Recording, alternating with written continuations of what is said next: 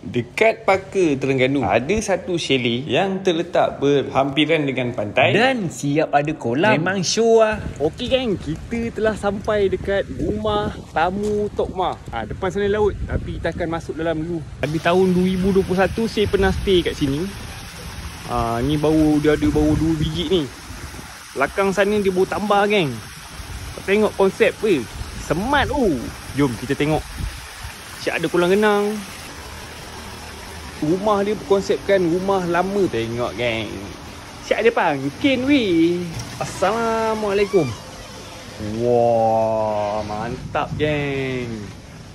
Ada 2 katil king size, bukan queen king size. Ada aircon, ada TV, ada wifi. Siap dengan Netflix lagi. Padu lah. Ini tandas dia. Terang kemah. Tandas dia. Lepas tu kan, kalau korang lapau malam-malam kan, orang siap menyediakan kopok-kopok. Tapi kena bayar lah. Maggi ada.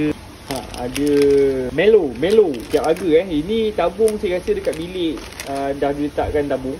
Jadi bila orang ambil, korang kena bayar dekat dalam bilik. Disediakan tabung lah. Ada macam-macam geng. Ada Maggi, ada coki-coki. Tengok air dia semua ada geng. Kalpis, Mountain Dew.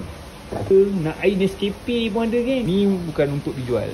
Ini jangan lagi. Tak. Untuk detail lebih lanjut tentang chalet tamu Tok Ma ni, saya ada sertakan dekat ruangan komen. Lepas tu saya ada menyediakan satu platform untuk memudahkan sesiapa yang cari tempat penginapan, terutamanya homestay. Tapi saya baru mula dekat Melaka dan dah halang-halang tu saya akan tunjukkan cara nak gunakan dia macam mana. Okey, ini contohnya. Dekat lokasi tu kita type Melaka. Lepas tu dia akan keluar list homestay yang telah berdaftar dengan platform rumah dan rehat ni. Lepas tu nak tahu lebih lanjut tentang homestay tu, kita tinggal klik je gambar mana-mana homestay yang kita berkenan. Dan dekat sini kita boleh tengok nama, alamat dan juga detail tentang homestay ni. Kita kena pastikan kedudukan homestay berada di dalam lingkungan yang kita inginkan. Jadi tekan dekat lokasi tu dan dia akan bawa kita ke Glue Map. Lalu selepas semuanya okey, kita kena roger host untuk bertanyakan detail lebih lanjut.